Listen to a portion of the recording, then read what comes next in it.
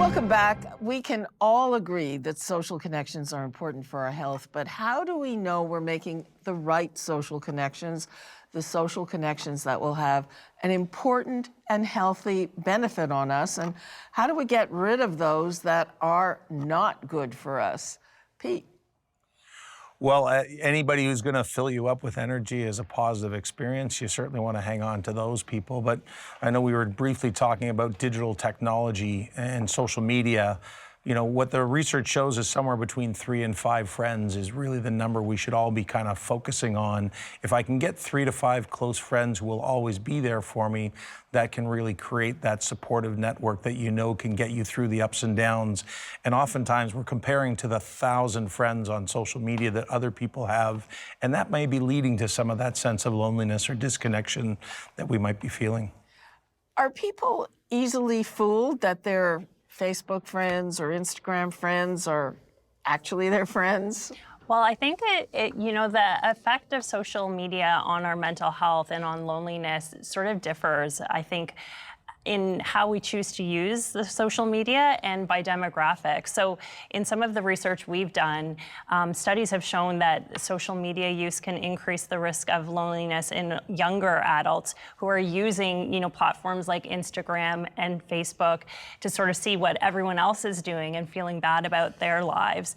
Whereas older adults tend to use those technologies and platforms more to connect with others. One of the things I see on social media, and this affects older adults, I mean, there's a lot of lying as people are getting likes. One of the things we've seen recently, like people put these crazy filters on their faces, and we have, 80-year-olds like Martha Stewart making herself look 25, and there are thousands of likes, and you look amazing, and I look at it, it's like, you do not look amazing. You look ridiculous. Is that part of a cycle where you need those likes, but they're pretty phony? They're phony, they're temporary, and they're by people who have no real meaning to you. And that's what's really important. Having one person that you know who praises you, compliments you, is there for support. That means so much more than 1,000 likes from the strangers. What about a person who tells you the truth? The people who can tell you the truth, but in a way that shows that they actually are doing it because they're caring about your well-being. They want you to improve. They want you to make change that is for your benefit. That people can, well, we hope most people can appreciate that. Other people, no matter what you say, they're always going to take it as an insult. But it's really important for people to examine, to step back, not just to assume that every relationship, every connection is healthy. They have to wonder. I don't want them to get paranoid about it, but they have to wonder, what is the nature of my dynamic or my relationship with this person? Whether it's an interaction, whether it's a long-standing relationship, we have to really question, again, is it in my best interest to maintain this? It's interesting, I reconnected a long-standing relationship that was on and off, and sort of took it on myself, and also took to heart some criticism. Then I thought, you know what? This person's toxic. Yeah. And it's important to be able to recognize that. I mean, that's the feeling. That's what, before, I think, when Rachel was talking about, like these are human needs. And that's what, I've never had a patient ever where boundaries does not come up. And it's not, boundaries does not mean barriers. Boundaries means being able to establish with somebody, what am I capable of doing? What do I want to do? How close do I want to let you in? What am I willing to tolerate? What do I expect from you? Being able to lay that out in a healthy, bi-directional way, that's setting boundaries. And if somebody doesn't respect them, if they're not able to maintain them, then maybe you have to turn those boundaries into barriers or into a complete disconnect. And being honest with yourself and your relationships is the only way to be able to determine when you need to elevate or reduce those boundaries. And so what about actual taking just breaks from relationships?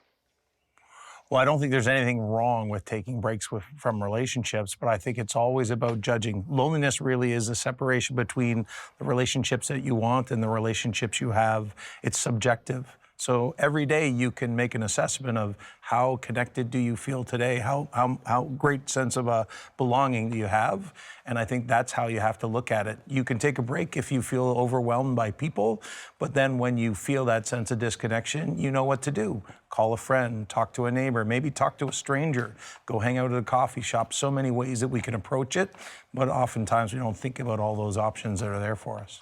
And one of the interesting things that was found in the pandemic is that people really underestimate the importance of very casual interactions, like, you know, going to the bakery or to that cafe.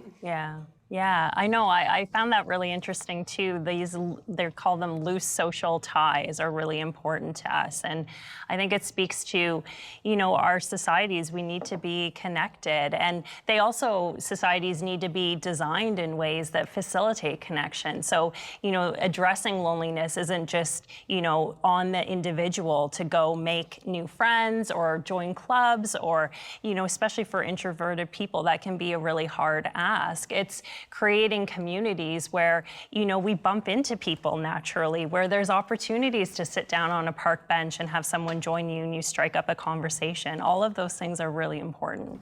Yeah, we have a program, a good food box program, and people chose to get them in person rather than have them delivered because they wanted that interaction. That's To add on to your interesting. point, Rachel, too, like some of my 52 friends have been loose ties actually, or loose connections. When, like my manicurist, for example, I asked her if she'd be one of my friends, and we added each other on Instagram, and she had a baby, and so I congratulated her on the birth of her baby. And so I think that's a really positive way that social media can be used. I can keep kind of track of what my loose tie is doing when I don't see her regularly. We did surveys as part of the Canadian Social Connection Survey in 2021, and it showed that people who spoke to a stranger once a week were 3 times happier than those that didn't speak to a stranger. And yet we've been telling people for 50 years, don't talk to strangers. I think post-pandemic, one of the things we can all think about is maybe being a little more open in the coffee shop line or at the grocery store or walking up and down our street or in a park with the dog park. You know, every one of those opportunities is an opportunity for us to build more connection, more community, and a greater sense of belonging.